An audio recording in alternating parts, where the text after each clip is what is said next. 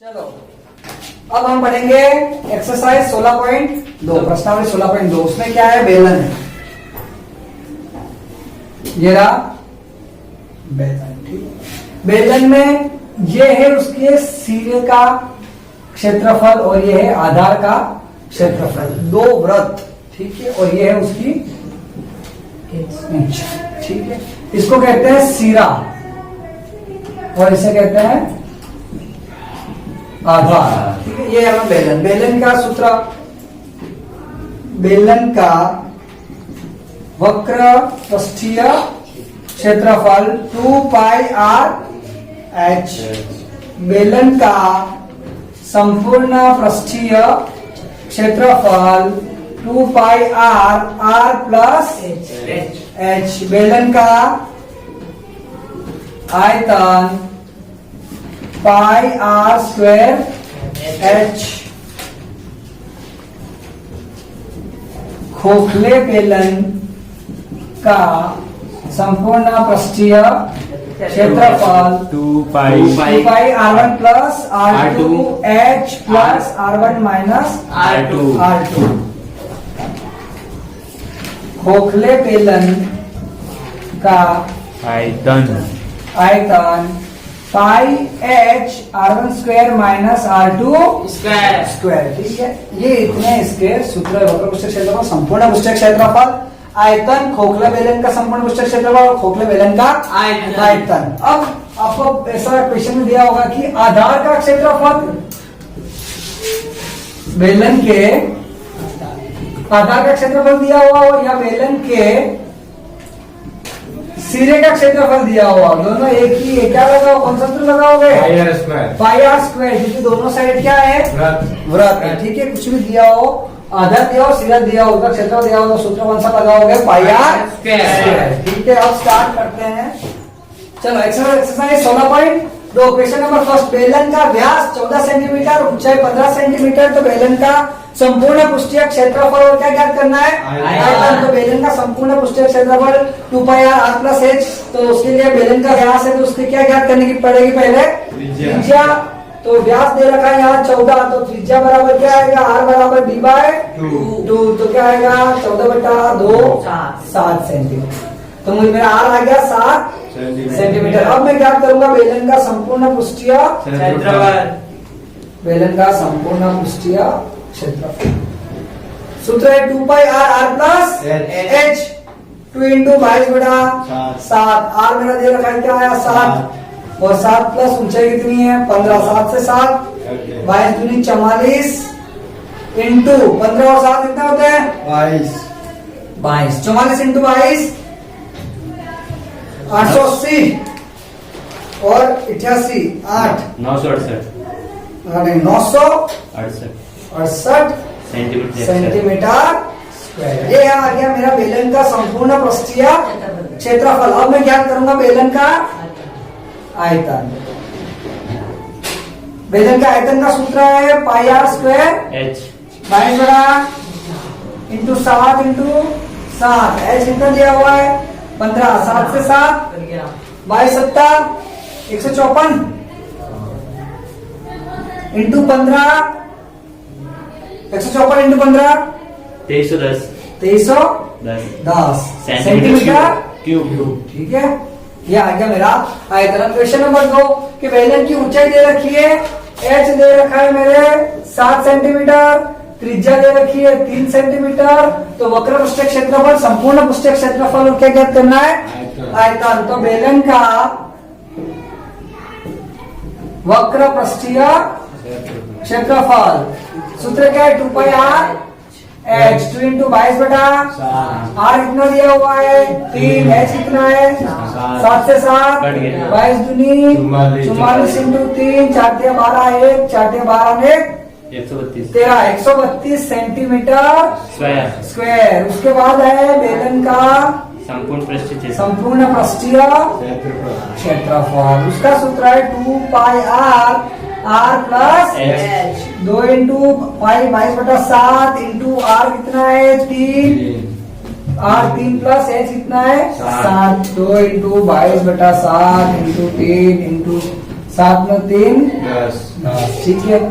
इन सबका गुणा करके 7 से क्या दे दो, भाग दे दो, 22 दूनी 44, 44 तरी 132 और ये 110 मतलब 1320 बटा 7, 7 से करो, 7 एकम 7, 6 बचे, 7 एकम 7, 7 6 7 8 56, 7 8 56, कितने बचे, 6 बचे, 7 एक 7 7 7 7 56 7 8 56, 60 में से 56 गए तो कितने बचे, 4 पॉइंट लगाया, 40 हुए, 7 चौक 28 7 पंचोक 35 5 7 7 49 मतलब 188.57 सेंटीमीटर स्क्वायर।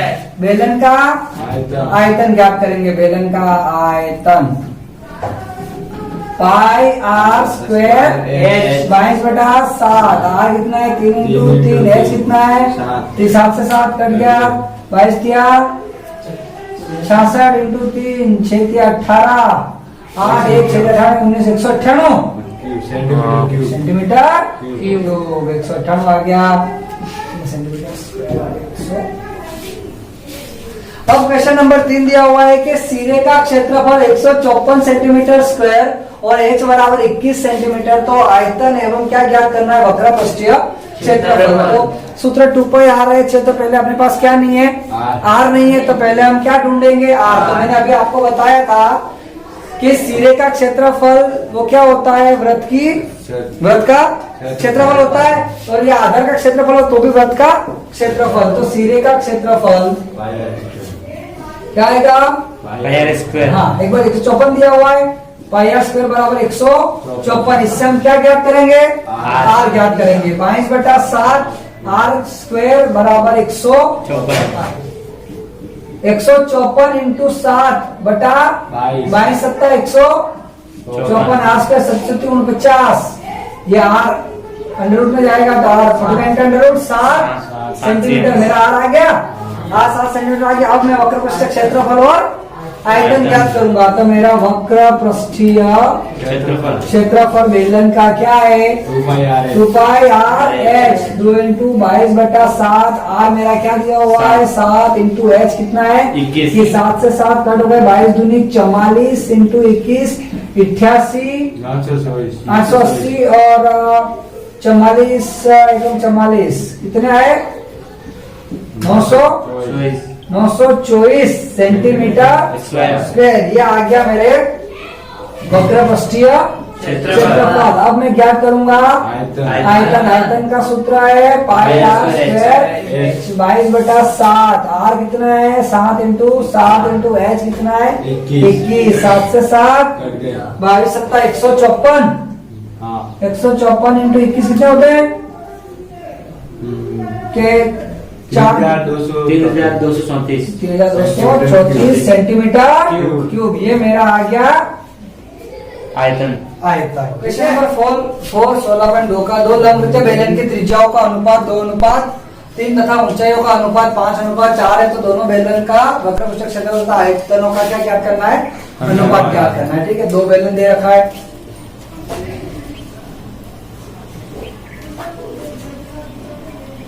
ठीक है, एक बेलन की त्रिज्या दे रखी है 2 और ऊंचाई दे रखी है 5, ठीक है। एक बेलन की त्रिज्या R1 या R2 कितनी दे रखी है 3 और H2 दे रखा है 4, ठीक है। हम इसको x और y मान लेंगे, ठीक है, त्रिज्या को x और ऊंचाइयों को y। अब क्या ज्ञात करना है कि वक्र पृष्ठीय क्षेत्रफल तथा आयतनों का अनुपात। तो पहले हम ज्ञात करेंगे वक्र पृष्ठीय क्षेत्रफलों का अनुपात दोनों बेलनों का, ठीक है। अब दोनों बेलनों के लिए 2 पाई R1 H1 अनुपात 2 पाई R2 H2, 2 पाई से 2 पाई कट गया। R1 मेरा क्या दिया हुआ है 2x × H1 क्या दिया हुआ है 5y अनुपात R2 दिया हुआ है 3x और H2 दिया हुआ है 4y, ठीक है। अब इन दोनों का क्या होगा, गुणा होगा, 5 दूनी 10 xy अनुपात 4 12 xy, ठीक है। अब XY से XY कट हो गया। अब ये दोनों 10:12 कौन सी टेबल में आ रहे हैं? 2 की टेबल में 2 पंजा 10 और 6 दूनी 12। ठीक है, 5:6। ये तो आया आपके वक्र पृष्ठ क्षेत्रफलों का अनुपात। उसके बाद आपको ज्ञात करना है बेलन के आयतनों का अनुपात। आयतनों का अनुपात का सूत्र है कि पाई आर स्क्वायर एच अनुपात पाई R2 स्क्वायर एच। पाई से पाई, ठीक है। R1 स्क्वायर, R1 क्या दिया हुआ है? 2x स्क्वायर और H1 5y। R2 3x का होल स्क्वायर, S2 दिया हुआ है 4y।